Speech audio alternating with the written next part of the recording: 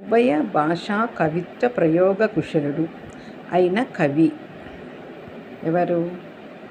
శ్రీనాథుడు. మరుత్తరాట చరిత్ర కథ ఏ గ్రంథంలో ఉంది? ఐతరేయ బ్రాహ్మణం. భారతంలో చెప్పబడిన వాగ్మయ ధురంధరుడు ఎవరు? నన్నయ భట్టు. భారతంలో ద్రుపదుని భార్య పేరు? కోకిలా దేవి. ఇక్షుఘట భార వహన వృత్తాంతం ఏ కావ్యంలో ఉంది? హర విలాసం. తెలుగు సాహిత్యంలో వేమన మొట్టమొదటి భావ విప్లవ కవి అని చెప్పిన వారు ఎవరు? ఎం జయదేవ్.